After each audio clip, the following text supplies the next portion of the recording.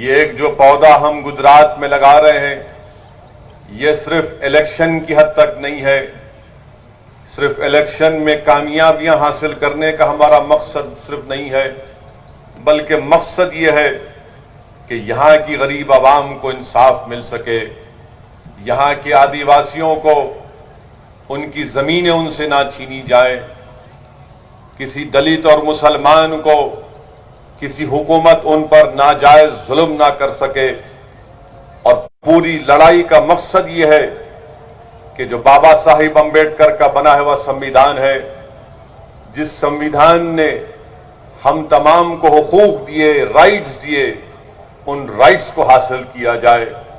और मैं आपसे ये बताने आया हूं कि याद रखिए, हमारे मुल्क भारत की जमहूरियत की तल्ख हकीकत ये है कि अगर आप ये चाहते हैं कि आपसे इंसाफ मिले, अगर कोई आदिवासी चाहता है कि शेड्यूल 5 का इंप्लीमेंटेशन हो, अगर कोई मुसलमान ये चाहता है कि मुझे गैर जरूरी किसी झूठे इल्जाम में जेल में डालकर मेरी जवानी को सड़ा ना दिया जाए, अगर कोई दलित भाई हमारा ये चाहता है कि मुझे नक्सलाइट कहकर जेल में ना डाल दिया जाए, बल्कि बाबा साहेब अम्बेडकर के संविधान के तहत मुझे अपना हक मिले, तो याद रखो, सिर्फ नारे लगाने से, सिर्फ आंसू बहाने से, सिर्फ घुटन की जिंदगी गुजारने से या घर के दरवाजे और तनबियों को बंद करने से कोई आसमान से उतरकर या जमीन से निकलकर तुमको तुम्हारा हक नहीं देगा।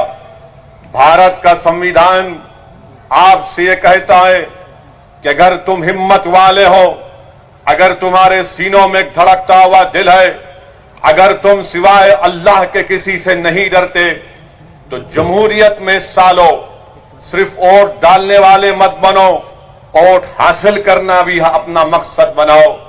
जिस दिन आप अपना वोट हासिल करेंगे, जब ये तमाम वंचित समाज अपना वोट हासिल करेंगे, तब जाकर हम बाबा साहिब अम्बेडकर ने संविधान में जिन 4 बातों का जिक्र किया था, जिसमें बाबा साहिब अम्बेडकर ने कहा था कि मैं तो संविधान बना चुका हूं, और बाबा साहिब अम्बेडकर ने कहा कि अब ये आदिवासियों पर, मुसलमानों पर, दलितों पर, ओबीसीयों पर मुनहसिर है कि अगर वो अपने ख्वाबों को पूरा करना चाहती हैं, तो तुमको जरूरी है कि मैं तुमको वोट डालने का हक भी दे रहा हूं और वोट हासिल करने का भी हक दे रहा हूं। भारत का संविधान, जो हमारे संविधान बनाने वालों ने हमसे क्या कहा कि अगर तुम लिबर्टी हासिल करना चाहते हो, आजादी हासिल करना चाहते हो, अगर तुम इक्वालिटी हासिल करना चाहते हो, मसावात हासिल करना चाहते हो, अगर तुम जस्टिस हासिल करना चाहते हो, इंसाफ, अगर तुम अटर्निटी हासिल करना चाहते हो, भाईचारगी, तो याद रखो, तुमको अपने मुकद्दर के फैसले खुद करना पड़ेगा। और तुम अपने मुकद्दर के फैसले उस वक्त करोगे जब तुम एक सियासी ताकत बनोगे। तुम सियासी ताकत उस वक्त बनोगे जब तुम अपने वोट से अपने नुमाइंदों को कामयाब करोगे।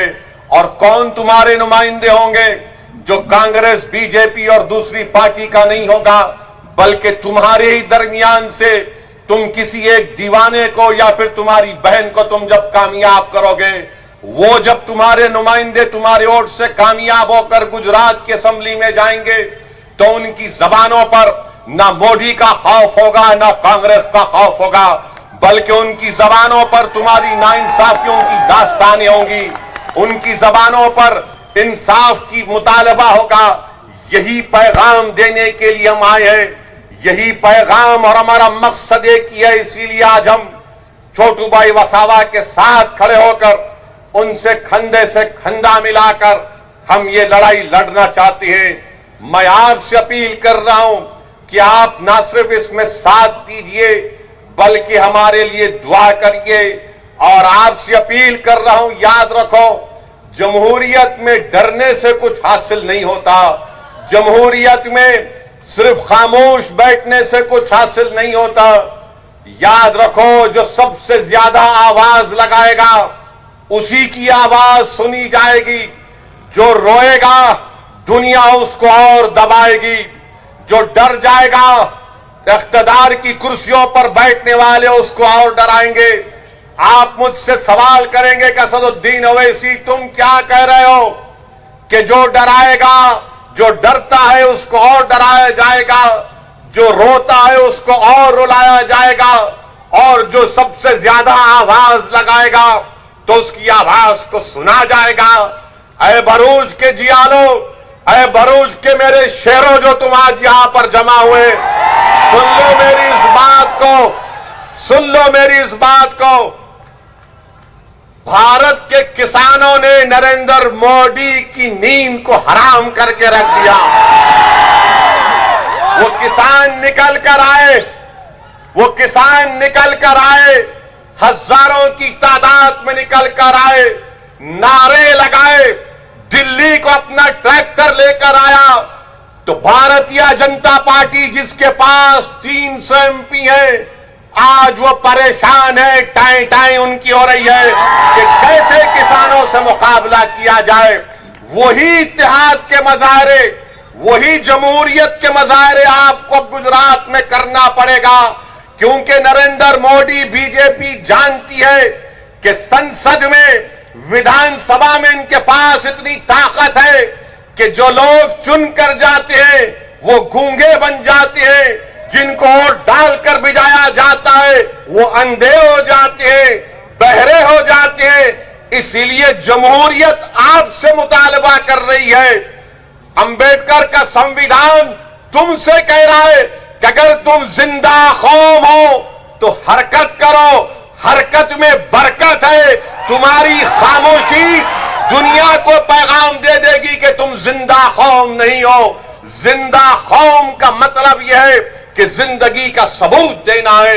मैं हमारे आदिवासी भाइयों से कहना चाहूंगा कि भारत के संविधान में जयपाल सिंह मुंडा ने जो कुर्बानियां दी हम उनको सलाम करते हैं।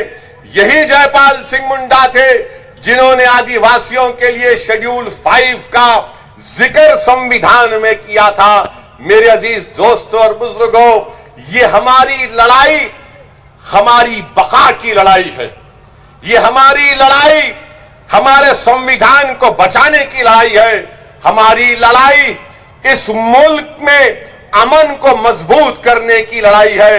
मैं आज के जलसे से उस अजीम आदिवासी constituent assembly debate constituent assembly के रुकन जयपाल सिंह मुंडा को भी सलाम करता हूं कि इन बुजुर्गों ने हमको, हमारी आने वाली नस्लों के लिए ये सोचकर शेड्यूल 5 का इनकॉर्पोरेशन भारत के संविधान में किया था। मैं आज के जलसे में मोहतरम जनाब अहमद पटेल साहब को भी खिराज अकीदत पेश करना चाहूंगा। ये उनकी सरजमीन है। यहीं से अहमद भाई निकलकर दिल्ली गए और कांग्रेस पार्टी के ऊंचाइयों तक पहुंचे। मैं अल्लाह से दुआ करता हूं कि अल्लाह सुब्हानहू व तआला अहमद पटेल साहब की मग़फ़िरत फरमाए, अल्लाह उनकी खबर को नूर से भरे, अल्लाह उनके अफराद खानदान को सब्र जमील अता फरमाए। मैं यकीनन अहमद पटेल साहब से मेरे ताल्लुकात थे, मुखालिफत भी मैं उनकी करता था, मगर एक नेक आदमी थे और यकीनन उन्होंने बहुत कुछ किया है और मुझे यकीन है कि अल्लाह उनको उसका अजर आखिरत में भी देगा, उनकी खबर में भी देगा। और मेरी दुआ है कि अल्लाह सुब्हानहू व तआला उनके फर्जन को उनका नेक ने में बदल बना दे। अल्लाह उनकी कुर्बानियों को रायगा जाने ना दे। मेरे अजीज दोस्तों और बुजुर्गों, एक और अहम बात जिसकी तरफ मैं आपकी तवज्जो चाहता हूं, अभी हमने आपके सामने कहा कि शेड्यूल 5 जो कॉन्स्टिट्यूशन में है, संविधान में, उसका इंप्लीमेंटेशन नहीं होता है। मैं भरूच के और गुजरात के मुसलमानों से और गुजरात के उन जनता से जो अंबेडकर के संविधान की खूबसूरती और ताकत को समझते हैं, गुजरात में एक कानून है जिसका नाम है डिस्टर्ब्ड एरियाज एक्ट, जिसमें कोई अपना घर कलेक्टर से इजाजत लिए बगैर नहीं बेच सकता है ना कानून ये। अब आप ये देख लो, मैंने क्या कहा था आपसे कि हम छोटू भाई वसावा साहब के साथ मिलकर लड़ाई लड़ना चाहते हैं। एक तरफ आदिवासी कह रहा है कि शेड्यूल 5 का इंप्लीमेंटेशन हो, तो कहा जाता है कि नहीं इंप्लीमेंटेशन करेंगे, बीजेपी की सरकार कहती है। दूसरी तरफ अंबेडकर का बना हुआ संविधान कहता है कि गुजरात में डिस्टर्ब्ड एरियाज एक्ट संविधान के खिलाफ है, इसको हटाओ। तो बीजेपी कहती है हम इसको नहीं हटाएंगे। मैं अपना घर और दुकान नहीं बेच सकता हूं और तुम वहां पर शेड्यूल 5 का प्रोटेक्शन आदिवासियों को नहीं दोगे, उनकी जमीनों पर कब्जा करोगे। 121 गांवों को इको सेंसिटिव आपने करार दे दिया। पानी आपने निकाला हमारी जमीनों को लेकर और आदिवासी गांव तक पीने का पानी मुहैया नहीं किया जाता। तो आखिर कौन सा सबका साथ, सबका विकास, सबका विश्वास की बात बीजेपी कर रही है? ना शेड्यूल 5 का इंप्लीमेंटेशन होता है, ना डिस्टर्ब एरियाज एक्ट निकाला जाता है जो भारत के संविधान के पूरा खिलाफ है। Right to equality, right to life, supreme court का पुट्टुस्वामी का जजमेंट है, प्राइवेसी का जो इस कानून की धज्जियां उड़ाता है। मगर आप, क्योंकि ये कमजोर है और इस पर जुल्म करना इनका मकसद है, आदिवासियों की जमीन छीन ली जाए, आदिवासियों के कल्चर को खत्म कर दिया जाए, आदिवासियों की तहजीब को खत्म कर दिया जाए। क्या ये बात सच नहीं है? बताओ आरएसएस वालों कि भारत में अगर सबसे ज्यादा डिस्प्लेसमेंट किसी का हुआ है तो आदिवासियों का हुआ है। क्या आईआईटी रुड़की की स्टडी नहीं है कि इस मुल्क में 2 करोड़ 40 लाख लोगों का डिस्प्लेसमेंट हुआ डैम के नाम पर, रिवर के नाम पर, उसमें 60% से ज्यादा तो आदिवासी है। आईआईटी रुड़की की स्टडी है। उसके बावजूद भी आप शेड्यूल 5 का इंप्लीमेंटेशन नहीं करते। स्टैच्यू ऑफ यूनिटी बनाया आपने, मगर क्या आदिवासियों की यूनिटी को डिसयूनिटी में तब्दील कर देंगे आप? ये कौन सी यूनिटी है कि मेरी जमीन को छीनकर, मेरे को पानी नहीं पहुंचाकर, मेरी तहजीब को खत्म करके आप क्या पैगाम देना चाह रहे हैं? मगर मैं गुजरात के मुसलमानों को पैगाम दे रहा हूं, मैं आपको पैगाम दे रहा हूं कि सीखो आदिवासियों से कि बीजेपी की हुकूमत 25-26 साल से इस सरजमीन पर, यहां पर बरसों से आरएसएस ने अपना काम किया, मगर उसके बावजूद भी मैं छोटू भाई वसावा साहब आपको सलाम करता हूं कि आपकी और आपके समाज ने आपके 2 एमएलएस को जिताया यहां पर। ये इनको कामयाब किया, बीटीपी को, हमारे महेश भाई को और उनके साथियों को। इन आदिवासियों ने हमको पैगाम दिया, मुसलमानों को, कि देखो हमारी जमीनें छीन ली गई, हमारे जमीन के अंदर जो सोना है, कोयला है, उससे महरूम कर दिया गया। मगर हम ना उम्मीद नहीं हुए। हमने छोटू भाई को अपना नेता माना, अपना बड़ा माना और हमारी लड़ाई के लिए उनको अहमदाबाद में भिजाया, क्योंकि हम ये मानते, आदिवासी जानता है कि उनकी लड़ाई अगर कोई लड़ सकता है तो बीजेपी कांग्रेस वाला नहीं लड़ सकता। उनकी लड़ाई अगर कोई लड़ सकता है तो उन्हीं के दरमियान का छोटू भाई वसावा लड़ सकता है। मेरे अजीज दोस्तों और बुजुर्गों, ये हमको सीखने की जरूरत है।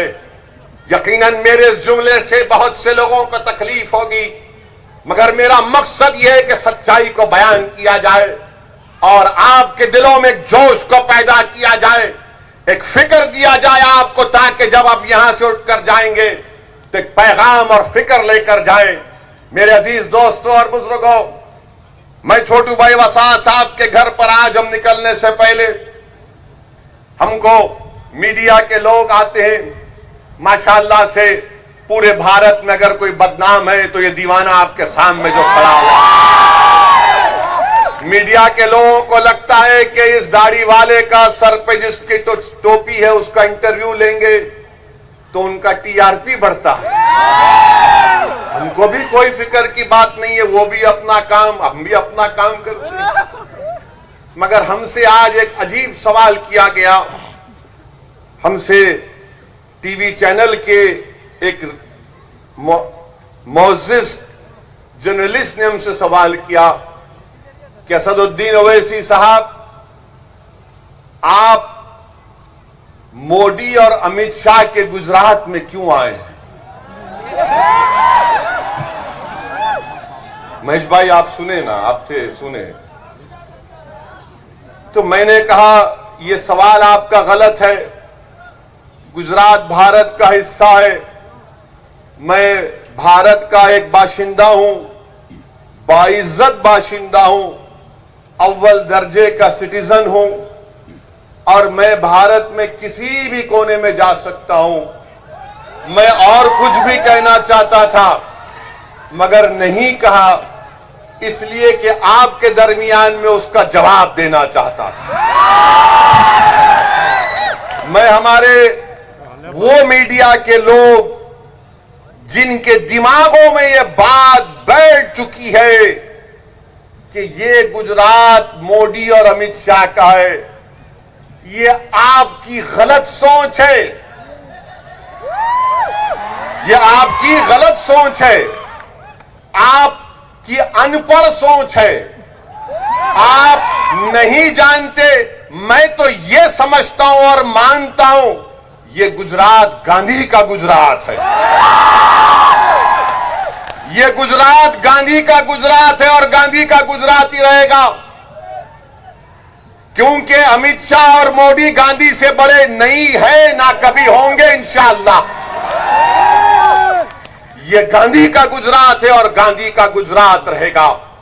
ये वो गुजरात है जहां की जनता ने अपनी दिमागी काबिलियत की बुनियाद पर, अपनी मेहनत की बुनियाद पर इस भारत को मजबूत किया। ये उन लोगों का गुजरात है।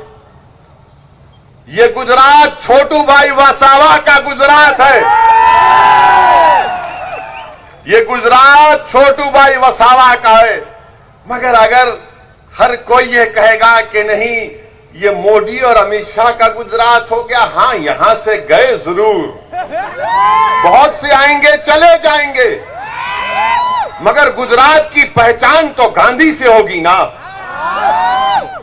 गुजरात की पहचान यहां के आदिवासियों से होगी, गुजरात की पहचान यहां की तहजीब और तमद्दुन से होगी।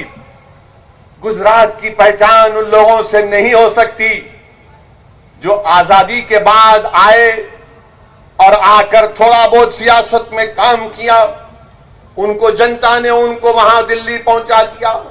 मगर मीडिया के लोगों, वो पूरा नहीं, थोड़े लोग, जरा हिस्ट्री पढ़ लो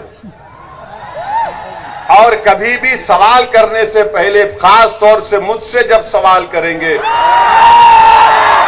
एहतियात से। हम अच्छों को नहीं छोड़ते,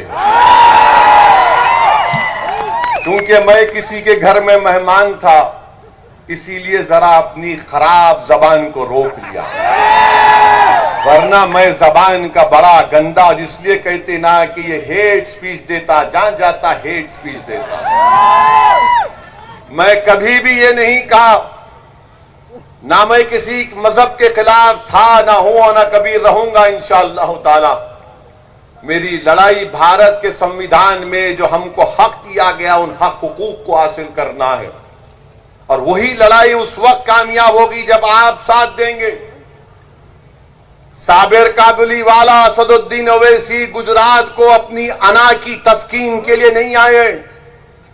इम्तियाज जलील, वारिस पठान अपनी मकबूलियत में इजाफा करने के लिए गुजरात को नहीं आए। हम गुजरात को इसलिए आए ताकि पूरा वंचित समाज एक हो जाए। इस वंचित समाज का एक्सप्लॉयटेशन, इस्तेसाल हो रहा है।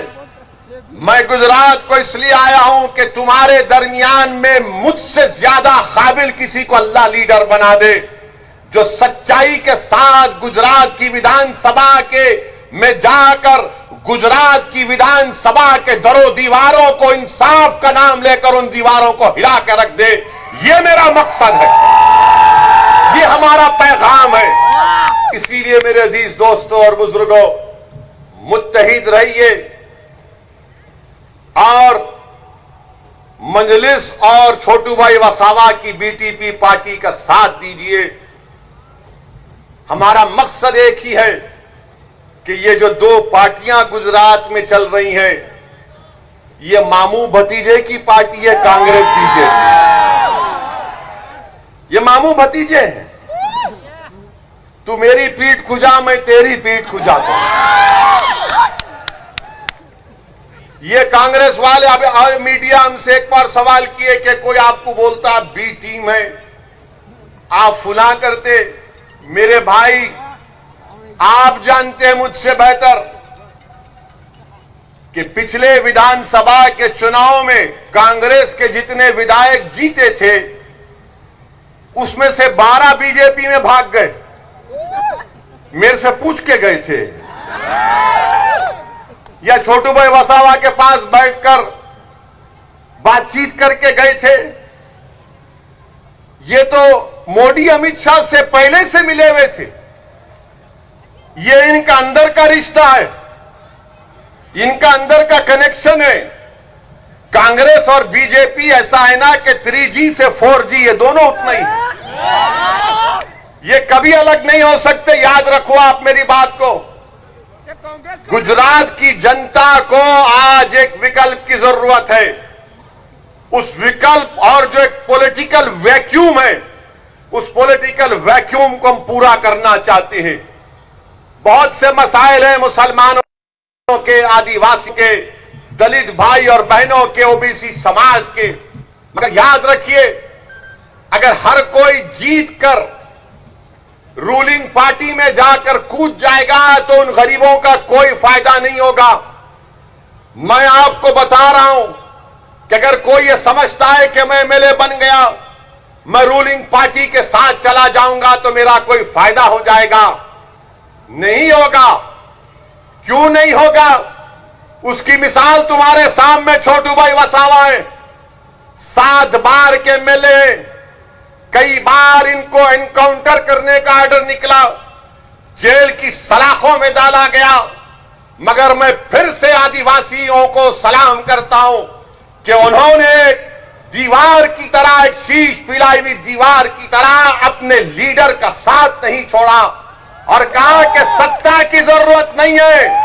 छोटू भाई वसावा और महेश भाई, तुम जाओ असेंबली में जाकर हमारी लड़ाई लड़ो, हमारे दिलों में जो छुपा हुआ गम है उसको बयान करो, हमारे आंख में आंसू आने मत दो, हमारे बच्चों के हौसलों को बुलंद रखो। तुम लड़ाई लड़ो, जीत हार तो ऊपर वाला तय करेगा, मगर मर्दानगी वो है जो इख्तिदार के सामने खड़े होकर उनकी आंख में डालकर कहे कि नरेंद्र मोदी, तुम्हारा CAA का कानून, तुम्हारा ट्रिपल तलाक का कानून, तुम्हारा UAPA का कानून, ये संविधान के खिलाफ है। हिम्मत और हौसला और हक को बयान करने का मकसद एक ही है ताकि तुमको पैगाम मिल जाए कि जब अगर कोई 2 MP भी हो और बीजेपी के 300 हो तो मोदी की हुकूमत के सामने सच्चाई को बयान करने के लिए जो काम गांधी ने किया था कि सफेद फार्म हुकूमत के उस गलत कानून को गांधी ने फाड़ा, तो तुम्हारा ये दीवाना बीजेपी के 300 MP के सामने CAA कानून को फाड़ कर रखा। ये काम करना है। मिनिस्टर बनना, गाड़ी पर टाई टाई लाल लाइट आ जाना, ये हमारा मकसद नहीं है। 70 साल से इन्हीं लोगों ने हमको धोखा दिया। तुम्हारा वोट लिया, दिल्ली गए, तुमको धोखा दिया। तुम्हारा वोट लिया, गुजरात की विधानसभा में गए, 2002 का फसाद हुआ तो गूंगे बनकर बैठे रहे। इसीलिए मेरे अजीज दोस्तों और बुजुर्गों, मेरी इज्जतदार मां और बहनों, इत्तेहाद को पैदा करिए। हां, इस बात को तैयार हो जाइए कि मेरे आज और छोटू भाई वसावा साहब के हमारे इस जलसे के बाद कल से तमाम के तमाम ये जितने दल्ले हैं, ये जितने चमचे हैं, ये जितना मुर्दार का इंसान का गोश्त खाने वाले गीबत शुरू करेंगे, तो देखो वो भड़काऊ भाषण दिया था, वो ऐसा बोला था। अरे याद रखो, मेरी तकरीर में एक पॉइंट भी कोई संविधान के खिलाफ नहीं है, ना है ना रहेगा। मैं थोड़ा बहुत कानून जानता हूं और कानून का लिहाज करना ये मेरी जिम्मेदारी है। कानून की इज्जत करना ये हम तमाम की जिम्मेदारी है। और वही कानून हमसे कहता है कि जब तुम आवाम के दरमियान में जाओ तो सच्चाई को बयान करो, अल्फाज को चाप कर बयान मत करो। ये हमसे नहीं हो सकता, ना कभी हुआ है ना कभी होगा इंशाअल्लाह ताला। अहम बात जो आपके सामने रखना चाहूंगा मेरे अजीज दोस्तों और बुजुर्गों, मजलिस के ताल्लुक से हम बिहार का इलेक्शन लड़े तो जैसा हम बिहार में गए सब शुरू हो गए, बैंड बाजा पार्टी शुरू हो गई कि देखो ओवैसी आया है, मजलिस आई है और मजलिस वोट काटेगी। हम 20 कैंडिडेट लड़े, 20 में 5 हमारे कामयाब हुए। और कहां से कामयाब हुए बिहार में? सीमांचल की सरजमीन से। बिहार में सबसे पसमानदा इलाका, बल्कि पूरे भारत का अगर कोई पसमानदा इलाका है तो सीमांचल का इलाका है।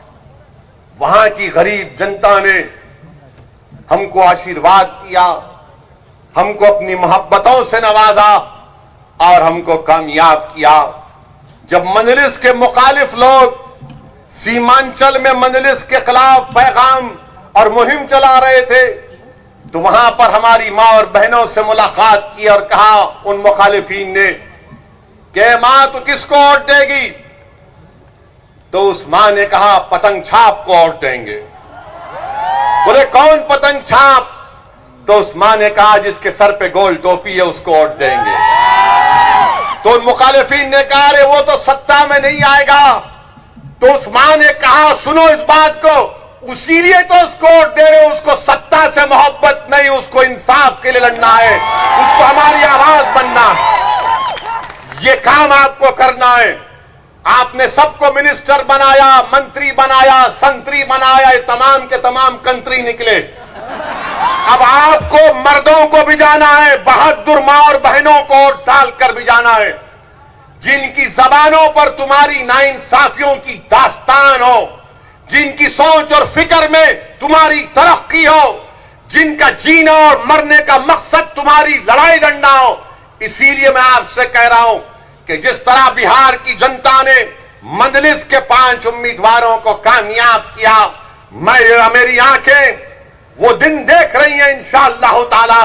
हम छोटू भाई वसावा के साथ गुजरात में इंशाअल्लाह ताला अपनी एक सियासी हैसियत को बनाएंगे और एक ताकतवर हैसियत को बनाएंगे यहां पे इंशाअल्लाह ताला। मेरे अजीज दोस्तों और बुजुर्गों, 20 सीट 5 हम जीते, 9 पर कांग्रेस और आरजेडी कामयाब हुए, 6 पर एनडीए कामयाब हुई। और वो 6 जो एनडीए कामयाब हुई उनका जो कुल वोट था हमारे वोट से बढ़कर था।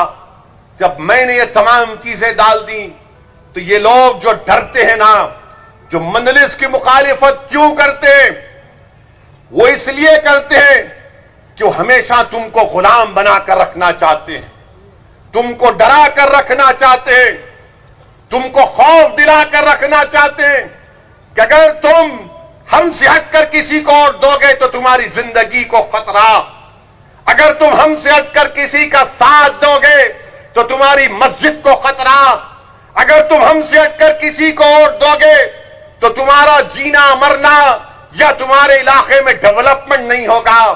मेरे भाई याद रखो मेरी इस बात को। मैं भी थोड़ा बहुत उलेमाओं के पैरों के पास बैठकर उनकी जबान से सुनाऊं कि जब हशर के दिन अल्लाह सबको जमा करेगा, जिसमें तुम और हम भी शामिल होंगे, उनसे पूछा जाएगा कि बताओ तुमने दुनिया में कितने दिन गुजारे?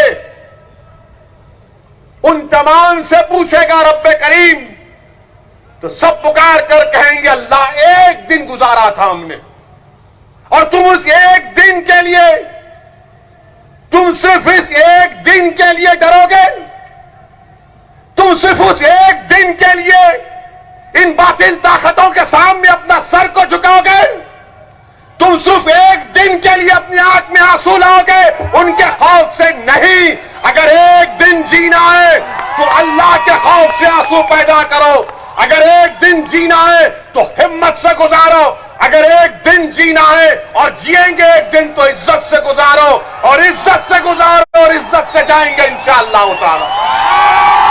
मेरे अजीज दोस्तों और बुजुर्गों, ये इसलिए कह रहा हूं कि सोचो मेरी इस बात को, सोचो मेरी इस बात को, सोचो मेरी इस बात को। अब डरना किसी से नहीं है, जमहूरियत है, संविधान सबके लिए बराबर है। हां, तकलीफ होगी, रास्ते में कांटे बिछाए जाएंगे, मसाइब का, मुश्किलात का सामना करना पड़ेगा, मगर सुनो दीवानों, रसूलुल्लाह सल्लल्लाहु अलैहि वसल्लम के गुलामों, सुनो। तुमने सुना होगा उलमाओं की जबानों से कि कमली वाले ने कहा था कि सबसे ज्यादा मुझे सताया गया है, उसके बाद किसी को इतना नहीं सताया जाएगा। मेरे अजीज दोस्तों और बुजुर्गों, अपनी हिम्मत और हौसलों को बुलंद रखो। क्या तुम नहीं देखते कि हमारी तारीख में ऐसे ऐसे वाकयात हैं, तारीख के किताबों में, सीरत की किताबों में वाकयात हमारे सामने हैं। हजरत बिलाल को गरम गरम रेत पर पत्थर रख दिया जाता था, और जब अल्लाह ने उनको इज्जत दी, कैसे इज्जत दी, कहा कि आका ने फरमाया कि बिलाल काबे की छत पर खड़े हो जाओ और नाजा दे। ये होता है, मसाइब और मुश्किलात से गुजरना पड़ेगा, और वही लोग कामयाब होते हैं जिनमें एतमाद होता है, जिनमें भरोसा होता है, जिनमें हिम्मत होती है। और हमको और आपको यही काम करना है। मैं हमारे बुजुर्गों से अपील करूंगा, जो मेरी गुफ्तगू को बहुत ज्यादा पसंद नहीं करते, मगर मैं हमारे बुजुर्गों से हाथ जोड़कर अपील कर रहा हूं, क्या आप भी इन बच्चों का मुस्तकबिल अपनी जवानी जैसा तुमने गुजारने दोगे? हमारे बुजुर्गों से अपील कर रहा हूं कि इन बच्चों के लिए, आने वाली नस्लों के लिए, ये आने वाला कल उनका होगा, उनके अच्छा बनाने के लिए, उनके हुकूक को हासिल करने के लिए, भारत की जमहूरियत को, भारत के संविधान पर और अटूट भरोसा पैदा करने के लिए मैं आपसे अपील कर रहा हूं कि छोटू भाई वसावा की बीटीपी पार्टी का साथ दीजिए, मंजलिस का साथ दीजिए। ये तो शुरुआत हुई है गुजरात से, अभी यहां से हम शुरू करेंगे। अभी तो पहला कदम नहीं पड़ा और दुश्मन कांपना शुरू कर दिया। अभी तो चलना शुरू नहीं हुआ, सियासी महलों में जलजले आना शुरू हो गए। अभी तो दौड़ना शुरू नहीं किए तो मातम शुरू हो चुका है। ये गुजरात से जाएगा, गुजरात कवर करेगा इंशाअल्लाह, राजस्थान भी जाएंगे इंशाअल्लाह ताला, राजस्थान भी जाएंगे। वहां पर धोखा किसने दिया छोटू भाई वसावा को? किसने दिया? आपको मालूम क्या किया कांग्रेस और बीजेपी ने, मामू भतीजा पार्टी ने? आज से इनका नाम मामू भतीजा पार्टी। कंफर्म? बस लॉक कर दिया जाए, इसको लॉक कर दिया जाए। तो मामू भतीजा ने क्या किया? छोटू भाई वसावा का चेयरमैन बनना था, क्या महेश भाई? तो इनको लगा कि आदिवासी बनेगा, आदिवासी पार्टी का बनेगा। तो मामू भतीजे बोले, मामू पुकारा भतीजा, दोनों गले मिल गए, लपट के रोए, बोले नहीं नहीं हम दोनों एक हैं, ये गंदा है, इसको नहीं बनाएंगे।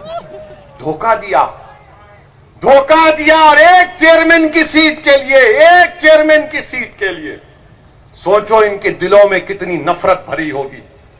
सोचो ये क्या आपको ताकतवर बनाएंगे। इसीलिए कह रहा हूं कि हमको गुलाम बनाकर रखना चाहते हैं। मैं आपसे कह रहा हूं कि आप मंजलिस का, बीटीपी पार्टी का साथ दीजिए। गुजरात की सियासत में एक नई तारीख हम रकम करेंगे। कल तक जो लोग एक टेबल पर, एक कुर्सी पर पैर पे पैर डालकर हमारे मुकद्दर का फैसला करते थे, आज एक और कुर्सी उसके सामने पर रखी जाएगी। उसमें महेश भाई और बैठेंगे और बैठकर कहेंगे, ए रुक जाओ साहिब, एक और कुर्सी डालो, साबिर भाई तू भी बैठ। तो साबिर काबुली वाला और महेश भाई बैठकर उस साहिब की आंख में आंख डालकर बोलेंगे, अब ये काम तुमको करना है, हम तुमको ऑर्डर दे रहे हैं, तुम ऑर्डर नहीं दे सकते अब हमको। ये जमहूरियत में होगा, वो दिन आएगा इंशाअल्लाह ताला। हो सकता है कि मेरी जिंदगी में आए, मगर आएगा इंशाअल्लाह ताला। मुझे अपनी जिंदगी का भरोसा नहीं है, मैं कब चला जाऊं, कब बुलावा आ जाए, मगर जब तक अल्लाह मुझे इस दुनिया में जिंदा रखेगा, मैं ये बात करता रहूंगा। गरीब और मजलूमों के इंसाफ का मुतालबा करता रहूंगा। मैं ये नहीं देखूंगा कि भारत के संसद में किसी इख्तिदार की कुर्सियों पर बैठने वाले वजीर आजम के पास 300 सीट है। मैं ये देखूंगा कि क्या मेरे दिल में इन गरीबों की मोहब्बत है या नहीं। मैं उसी को बुनियाद बनाकर हमने हमेशा हक को बयान करते गए, सच्चाई को बयान किया और ये करते रहेंगे। ये मिजाज आपको पैदा करना है मेरे भाई, ये मिजाज आपको पैदा करना है और इंशाअल्लाह ताला हम पैदा करेंगे। अब आप देखते हैं ना कि जो लोग सेकुलरिज्म बोलते हैं, अरे पूरे बीजेपी वाले लोकसभा की सीट जीत गए, कहां गया सेकुलरिज्म? अच्छा, एक मेरे सवाल का जवाब दो। यहां की पार्लियामेंट की सीट में आप तमाम जितने यहां पर है, आपने बीजेपी को वोट दिया? दिया? किसको वोट दिया आपने? कांग्रेस को दिया ना, मामू भतीजा को दिया ना, शर्मा ने बोल दिया ना। कैसा जीत गया मामू भतीजा? फिर अभी सोचे तुम कभी कैसा जीत गया मेरे भाई। इसीलिए कह रहा हूं, वंचित समाज एक हो जाओ, वंचित समाज एक हो जाओ। तुम्हारे वोट की अब अहमियत को जताना है तो छोटू भाई वसावा का हाथ पकड़ लो। पकड़ लिया नहीं, दिल में मोहब्बत भी पैदा करो। ये सिर्फ सियासी मोहब्बत नहीं, बल्कि दिल में मोहब्बत पैदा होना चाहिए। क्योंकि देखने वाला देखे कि हां, ये मुसलमान गुजरात का जब किसी का हाथ थामता है तो सिर्फ हाथ नहीं बल्कि अपने दिल को उनके दिल से मिला देता है, अपनी सोच को उनकी सोच से मिला देता है और एक होकर हमको अपने हक के लिए लड़ना। और मेरे भाई, आखिर में मैं आपसे अपील कर रहा हूं कि ये किसान भाइयों के लिए दुआ फरमाइए, किसान भाइयों के लिए दुआ फरमाइए। इनके मुतालिबात हक बजानिब हैं। हम भारत के प्रधानमंत्री से भी कहेंगे कि नरेंद्र मोदी ने कहा कि मैं गरीबी से ऊपर आया हूं। हम भारत के प्रधानमंत्री से कह रहे हैं, जब आप खुद कहते हैं कि आप गरीबी से आगे बढ़े, उन किसानों की गरीबी को समझिए आप। किसान जब काम करता है, वो ट्रेड नहीं है, वो बिजनेस नहीं है, वो ऑक्यूपेशन है। इसलिए भारत के प्रधानमंत्री को उनको समझना चाहिए। वो भी गरीब है, वो 2.5 महीने से एहतजाज कर रहे हैं। 100 किसान मर चुके हैं सिर्फ एहतजाज में, आज भी लाखों की तादाद में पुकार रहे हैं। मुझे किसी मीडिया के लोगों ने कहा वो एक किसान नेता रो दिया और पूरे किसान निकल कर आ गए। मैंने कहा कि जब गरीब और मजलूम बेबसी की आलम में रोता है तो हुक्म करती है कि जाओ उस मजलूम का साथ दो, और जिसके दिल में गरीबों की हमदर्दी नहीं होती उस पर गरीब की आंसुओं का कोई असर नहीं पहुंचता। मेरे अजीज दोस्तों और बुजुर्गों, हम किसानों के साथ हैं, ये अन्नदाता हैं, ये हमको खाना खिलाते हैं, ये मेहनत करते हैं, खेत में जाते हैं, बंजर जमीन को वहां पर उसको नरम करके बीज बोते हैं, फसल को उगाते हैं और पूरे भारत के दस्तरखानों पर खाना खिलाते हैं। इनसे आज जो किया जा रहा है वो ठीक नहीं किया जा रहा है, वो बहुत गलत हो रहा है, बहुत गलत हो रहा है। इनको बुलाना चाहिए, देश के प्रधानमंत्री को अपने घर में बुलाना चाहिए, और जिस तरह हमारे देश के प्रधानमंत्री ने ओबामा को चाय डालकर पिलाया था, अच्छा किया। हमारा मेहमान है, जो भी आता है उसको उसकी खातिर तवाज़ो करना चाहिए। हम देश के प्रधानमंत्री से उम्मीद करेंगे वो तमाम किसानों को अपने घर पे बुलाएंगे, अपने हाथ से उनको चाय और बिस्किट खिलाकर कहेंगे कि जाओ, आज से तुम खुश रहो, तुम पे जो कानून है हमने उसको माफ कर दिया, रिपेल कर दिया उस कानून को।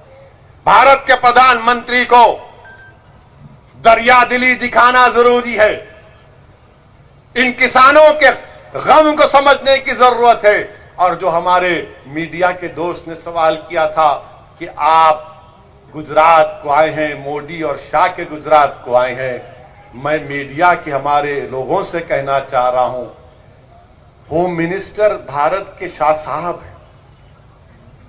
एक साल में दिल्ली में लॉयर्स का, वकीलों का एहतजाज हुआ, पुलिस को मारे, वहां पर झगड़ा हुआ, CAA का प्रोटेस्ट हुआ, दिल्ली में फसाद हुआ, 50 से ज्यादा लोगों की जानें चली गई, 20 से ज्यादा मसाजिद को नुकसान किया गया, जलाया गया। अब फिर दिल्ली में 26 जनवरी को गड़बड़ हुई है। ये 56 इंच का सीने की सरकार है, कई की सरकार है। मीडिया वाले आके बोलते 26 जनवरी को ऐसा हुआ, बोलो क्या बोलना है mister Owaisi, 26 January violence happened, what is your comment? अरे हम ही दूल्हे नजर आते आप जाकर ये क्यों नहीं पूछते होम मिनिस्टर साहब से, शाह साहब बताओ क्यों हुआ गड़बड़? ये नहीं पूछेंगे, नहीं पूछेंगे। इसलिए नहीं पूछेंगे, पूछेंगे तो क्या होगा, हमारा क्या होगा? नहीं नहीं नहीं, इससे पूछते, दाढ़ी वाले से, ये दाढ़ी वाले से पूछेंगे जिसके सर पे टोपी है। मगर जो होम मिनिस्टर है उससे नहीं पूछेंगे कि एक साल में इतनी 3 गड़बड़ क्यों हो गई। अरे क्या जाति जाने दो ना, मगर नौकरी किस लिए कर रहे हैं? नौकरी तो सवाल पूछने के लिए कर रहे हैं ना। मगर ये मीडिया वाले भी जानते हैं मार्च के बाद इनकी पूरों की नौकरियां जा सकती, क्योंकि देश में इकॉनमी नहीं है, बड़े बड़े टीवी चैनल अखबारात में पैसा नहीं है तनख्वाह देने के लिए। उनको देखो सर हिला रहे हैं, सही कह रहा है, बोल रहे हैं, वो जानते हैं बहुत से मीडिया के लोगों की नौकरी जाने वाली है मार्च के बाद। अब आप बीजेपी से पूछेंगे क्या हो रहा है देश में, तो बोलेंगे तुमने देखा नहीं मोदी जी ने क्या कहा। मोदी जी ने कहा कि मित्रों जीडीपी बढ़ रहा है, तो कार्टून आया अखबार में, कार्टून आया कि जीडीपी का मतलब यह है कि गैस की कीमत बढ़ गई, डीजल की बढ़ गई, पेट्रोल की बढ़ गई। ये जीडीपी हो रहा है, ये काम हो रहा है। पूरे गुजरात में लॉकडाउन के बाद कारखाने बंद, लेबर परेशान, सूरत में डायमंड का कारोबार ठप, अहमदाबाद में टेक्सटाइल इंडस्ट्री डाउन। तो क्या चला रहे? लड़ाओ लड़ाओ लड़ाओ लड़ाओ लड़ाओ लड़ाओ। अब कोई नहीं लड़ेगा। अब इंशाअल्लाह ताला वंचित समाज जान चुका है कि आज हमारा इस्तेसाल किया जा रहा है। इसीलिए मेरी आपसे अपील है, मुत्तहिद रहिए, अब मुझे यहां से अहमदाबाद भी जाना है, इसीलिए आपसे इजाजत चाह रहा हूं और वादा कर रहा हूं कि इंशाअल्लाह ताला दोबारा फिर आऊंगा और अल्लाह जब तक जिंदा रखेगा बार बार आता रहूंगा। भरूच को आऊंगा, आपके दरमियान में रहूंगा। आपसे इल्तिजा है, गुजारिश है कि इस इत्तेहाद को कामयाब करिए। शुक्रिया। अस्सलाम वालेकुम व रहमतुल्लाहि व बरकातहू।